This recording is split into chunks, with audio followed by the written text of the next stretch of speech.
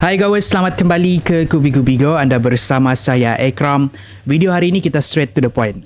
COVID-19 di Sabah meningkat sebab pergolakan politik. Orang-orang politik berebut-rebut kuasa. Mereka memutuskan untuk mengadakan pilihan raya umum semasa COVID menular di negara kita.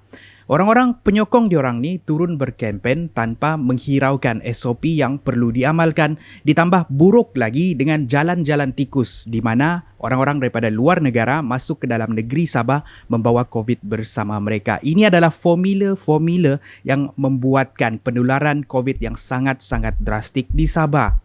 Itu adalah topik kita pada hari ini. Mari bercerita.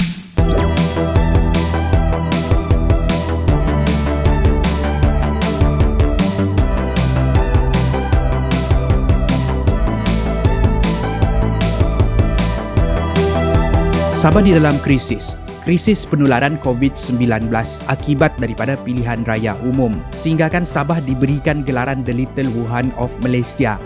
Satu gelaran yang agak ekstrim diberikan kepada negeri Sabah sebab Wuhan kita tahu adalah tempat ground zero di mana tempat penularan awal wabak COVID-19 di China. Jadi gelaran tu agak ouch sikit diberikan kepada Sabah. Macam yang saya cakap tadi, trigger point ataupun punca utama yang menyumbang kepada penularan ini adalah PRU. Turunlah mereka-mereka ni berkempen tanpa menghiraukan SOP, memperjuangkan parti masing-masing, memperjuangkan orang untuk duduk di kerusi di atas tu. Mereka lupa yang COVID-19 ada di mana-mana. Mereka lupa yang COVID-19 boleh menular dengan sangat-sangat drastik. Dan sekarang telah pun menular di kalangan masyarakat Sabah. Bagi maksud menjalankan pilihan raya umum Dewan Undangan bagi negeri Sabah ke-16 ini, hari mengundi 26 September 2020, hari Sabtu.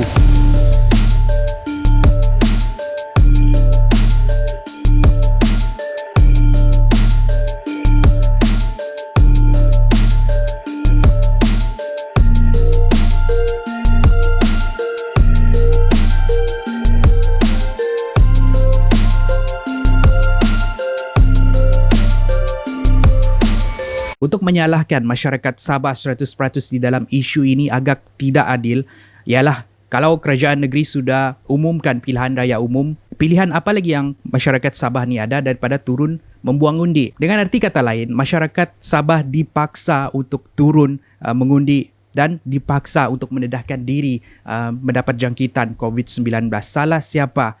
Anda fikir sendiri. Dan penting untuk kita faham kenapa tiba-tiba peningkatan COVID di Sabah ni menaik dengan sangat-sangat drastik, padahal beberapa bulan yang lalu kosong jangkitan dicatatkan di sekitar Malaysia, termasuklah di Sabah sendiri. COVID-19 ni dibawa daripada mereka yang datang masuk melalui jalan-jalan tikus di Sabah. Ada yang datang untuk balik mengundi, ada yang dipanggil untuk mengundi. Dorang yang masuk melalui lubang-lubang tikus ni, mereka tidak disaring. Status kesihatan mereka tidak dapat dikenal pasti. Mereka ni selalunya tidak ada dokumen perjalanan yang sah. Dengan itu, diorang takut untuk buat pemeriksaan kesihatan sebab takut diambil tindakan oleh pihak berkuasa. Tapi diorang dah sedar yang diorang ni ada jangkitan COVID sebab diorang tiada buat saringan. Dengan itu tersebarlah COVID ni di kalangan masyarakat. Bermulanya di Kluster Benteng dan juga Kluster Laut. Walaupun diorang ni sudah diasingkan, tetapi COVID-19 sudah pun tersebar di kalangan diorang pada masa itu. Waktu tu, fokus kerajaan negeri bukan untuk menangani COVID. Fokus kerajaan negeri ataupun pembangkang adalah untuk berjuang, dan COVID bukan di dalam fikiran diorang. Dalam fikiran diorang adalah untuk berjuang dan mendapatkan kerusi. Jangkitan dan penularan COVID diabaikan sehinggalah selepas PRU berakhir. Untuk makluman juga, sehingga kini terdapat sebanyak 23 kluster di seluruh Malaysia yang disebabkan oleh kes indeks yang juga merupakan pengunjung dengan sejarah perjalanan pulang dari negeri Sabah.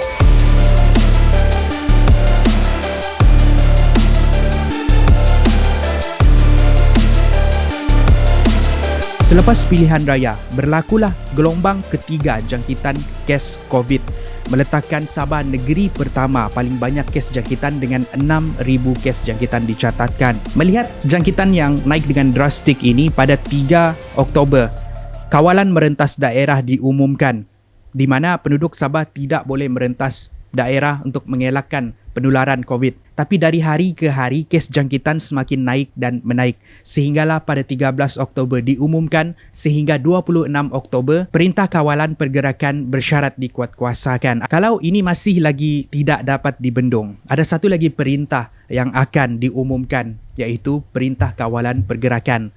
Kita tahu yang Perintah Kawalan Pergerakan atau PKP ni orang tidak dapat keluar daripada rumah. Siapa yang keluar kena saman. Kita tahu yang kerajaan telah menghabiskan berbilion-bilion ringgit untuk membantu rakyat semasa PKP dulu. Kalau PKP dilaksanakan lagi, kerajaan berkemungkinan tidak akan dapat memberikan bantuan yang sama lagi, dan kalau ada bantuan yang diberikan pun tidak seperti beberapa bulan yang lalu. Perdana Menteri kita sendiri ada buat kenyataan kalau PKP dilaksanakan lagi, berkemungkinan ekonomi dan sosial masyarakat kita akan runtuh. Pada waktu ini kita akan hanya ada dua pilihan. Satu, untuk keluar mencari duit, ataupun dua, untuk menjaga kesihatan kita terus kekal di rumah.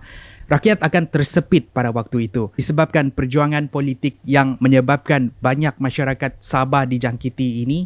Ini memberikan tekanan kepada seluruh masyarakat Sabah, khususnya kepada frontliner-frontliner. Sudahlah di Sabah ni, hospital semakin hari semakin penuh, peralatan pula tidak mencukupi untuk mengubati semua pesakit COVID. Doktor dan jururawat terpaksa bekerja lebih masa meninggalkan keluarga di rumah. Bukan itu sahaja, kaki tangan kesihatan di Sabah ni tidak cukup untuk menangani kes-kes COVID. Mereka terpaksa memanggil kaki tangan daripada luar negeri Sabah. Begitu juga dengan pasukan beruniform yang lain macam pihak polis ataupun pihak bomba.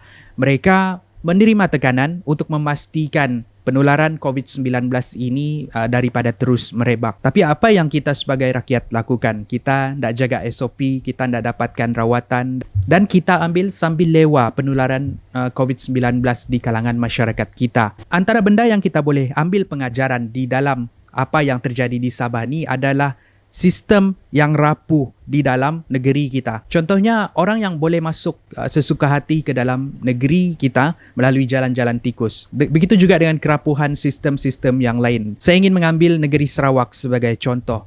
Kerajaan negeri Sarawak sangat-sangat efektif dan efisien di dalam menangani penularan COVID-19 di kalangan masyarakat mereka. Mereka di sana seakan satu hati untuk membendung penularan COVID-19.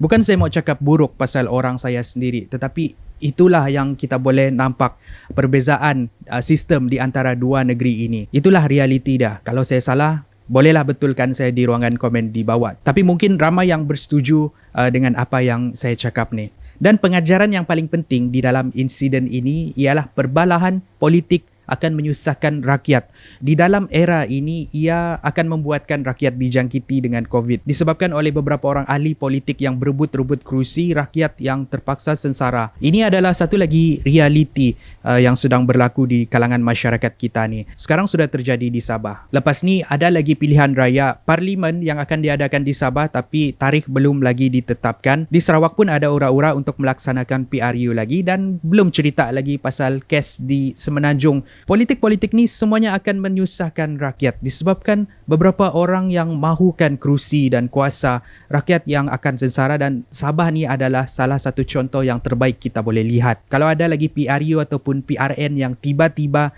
diumumkan pada masa hadapan, confirm jadi macam apa yang terjadi di Sabah ni. Tapi saya bukannya pakar politik, saya cumalah pengundi. Tapi untuk saya mengupas isu ini tidak melibatkan politik sangat-sangat susah sekali, sebab itulah realiti dia. Rakyat dicaturkan untuk permainan golongan-golongan atasan. Itu adalah satu ketidakadilan yang memuakkan dan memualkan. Jadi apa yang kita boleh buat sekarang? Kita patut bekerja dalam satu kumpulan. Bukan kita menghina, bukan kita mencaci. Kita ambil ini semua sebagai satu pengajaran dan kita teruskan membendung COVID-19 ni. Kita bagi kerjasama dengan frontliner. Kita tingkatkan kesedaran kita pasal COVID-19 ni. Kita amalkan SOP, penjarakan sosial, kita pakai mask, kita selalu cuci tangan, amalkan kebersihan dan sebagainya. InsyaAllah COVID-19 tidak akan menular dengan sangat-sangat drastik ni dan kemudian akan berkurang dan hilang macam beberapa bulan yang lalu. Kita ambil insiden yang berlaku di Sabah ni sebagai satu pengajaran supaya ia tidak lagi terjadi pada masa hadapan. Itulah sebenarnya objektif utama kenapa saya cakap semua ni. Kenapa mungkin ayat saya agak sedikit kasar, tapi itulah realiti yang saya nampak. Macam saya cakap tadi, kalau saya salah, pastikan anda betulkan saya. Tinggalkan komen anda di ruangan komen di bawah. Inilah realiti dia. Inilah apa yang kita patut ubah. Kepada rakyat-rakyat Sabah pula, semoga ini semua membuka mata kita. Penularan COVID ni bukan sahaja menunjukkan kerapuhan sistem di dalam negeri kita, tapi juga kesedaran yang kurang di kalangan masyarakat kita sendiri. Mungkin juga kita boleh ambil contoh daripada negeri-negeri lain macam mana mereka menghindari COVID-19 dengan efektif dan efisien. Video ni agak susah sebenarnya untuk saya buat. Isu yang kontroversi, tapi berbanding dengan video-video yang lain, video-video saya yang lain jauh lagi kontroversi macam China, Amerika, Rohingya dan sebagainya. Tapi susah maksud saya sebab video ni saya cakap pasal orang saya sendiri. Dan itulah topik kita pada hari ini. Kalau ada lagi info-info yang penting, saya akan buat video lagi pada masa hadapan. Tapi setakat ni, itu saja yang saya rasa saya boleh cakap pasal insiden yang berlaku di Sabah ni. Semoga orang-orang yang terkena jangkitan ataupun terkesan dengan COVID-19 ini, anda dapat menempuhi cabaran tu. Harap-harap apa yang saya cakap ni tidak menyinggung perasaan orang-orang tertentu. Sebab siapa yang makan cili dia yang rasa pedas. Orang Sabah cakap siapa yang makan tuhau dia yang rasa pahit. Tapi itulah realiti dia. Itu sahaja daripada saya. Saya jumpa anda di episod yang seterusnya. Kita jaga kita.